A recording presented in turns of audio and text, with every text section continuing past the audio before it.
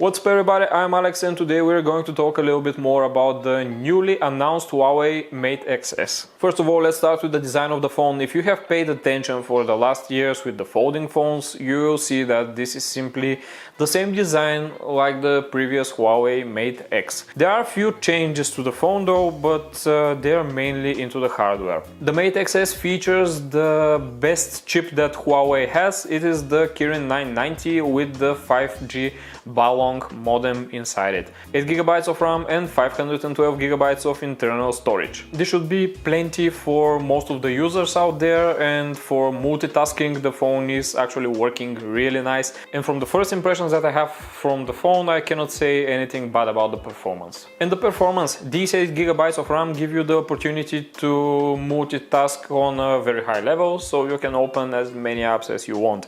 Also, there is multitasking option on the Huawei Mate Xs. In this multitasking option, you can open up to 3 windows on the screen while unfolded. As seen here, you can open email, you can open also gallery, and from the gallery you can drag and drop a file right into the email and send it right over. This is interesting and useful for business people that are going to use this phone, that are going to buy this phone. This is not a common phone for the market. This is not something that is going to be sold anywhere and everyone is going to buy it. This is a niche phone and you have to know this. The screen is maybe the main highlight of this phone. In unfolded position it is 8-inch, and when you fold it you have two screens. The first one is 6.6-inch and the second one is 6.38-inch. In unfolded position, the resolution is 2480 by 2200, and this should be pretty enough for most of you and for most of the usage. So in this case, you have a tablet and you have a phone, and you have a tablet with a really good camera. You have triple sensor, and the main one is 40 megapixel super sensing with f-stop 1.8.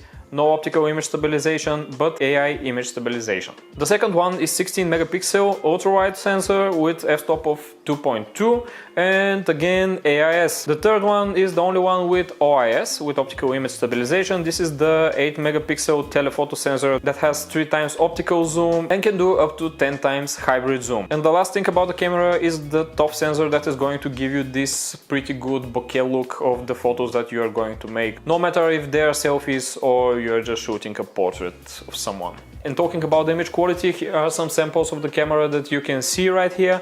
As I managed to test it, it was just a little test, but yeah, I managed to see some footage and to give it to you so you can check it out. And about the video from the Huawei Mate Xs, it records up to 4K 30 frames per second. You don't have 60 frames per second here, but from this sample you can see what I have tested from the conditions that I actually had. And in my opinion, the video quality is really good. I also managed to test the zoom in and zoom out function while recording the video. This is actually a real-time use of the phone. This is not an engineering sample or something like this. The thing that I cannot give you my opinion about is the battery, because the battery is 4500 milliamps, but I really don't know how much it will last, because I didn't have the time to test how much the battery will last. But the good thing is that in the package there is a 55-watt charger included, so you're getting maybe something like 70% in less than 30 minutes, and this is absolutely great. But there is a thing that you have to know. This phone does not come with GMS, it comes with HMS, Huawei Mobile Services. You don't have any Google services, you don't have Maps, you don't have Gmail, YouTube Studio, Analytics and all the apps that you are going to be using. The way that you can find apps is in the app gallery that Huawei has. If there is some app that you need and you cannot find it, you can download it maybe from the developer itself, like from Facebook. The other way to transfer your apps from your old phone is to phone clone them, and the phone clone function will actually move all of the apps to the new phone. Well, but there is going to be a problem, and this problem is with location-based apps. Those location-based apps, like Uber for example, are using Google Maps to give your location. And without Google Maps you cannot use Uber. You're not going to have Google Maps, but you can download Waze. Waze is working absolutely fine with the phone, but it cannot give this location to the other apps. And I'm talking about officially not coming with GMS. Unofficially, it's another thing, and maybe you have seen it in YouTube already, so you know there's another door. Overall, my first impressions from the phone are actually good. The hinge is new, it is very nice, it feels really good to open it. The crease is not that visible. The crease is visible only in angle because Huawei are now using some dual layer polymer just to manage to hide this and to make the screen more durable, and it's really okay. You have to tilt the phone to a certain degree towards the light so you can see the crease, but if you're using the phone just normally watching to it, you're not going to be able to see that much of the crease. The display is very nice looking. You can watch, I was going to say YouTube, yeah, but not officially, you can watch YouTube. The quality of the OLED screen is very nice. You can watch your favorite YouTube content in higher resolution, and the picture is actually really good. To be honest, there's a bad thing that you cannot watch YouTube officially, but you can always go into the browser, you can type youtube.com and you can get into YouTube and watch the content that you like.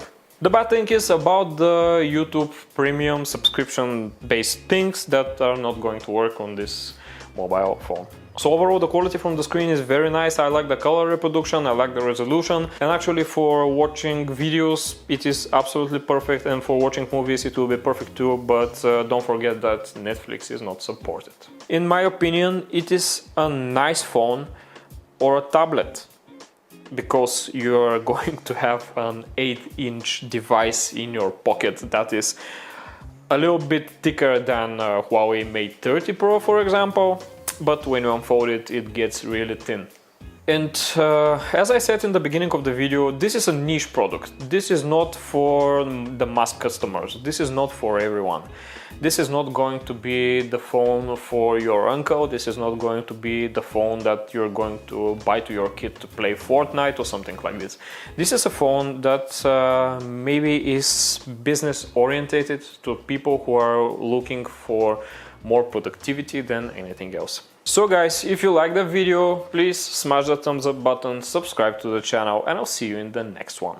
Bye.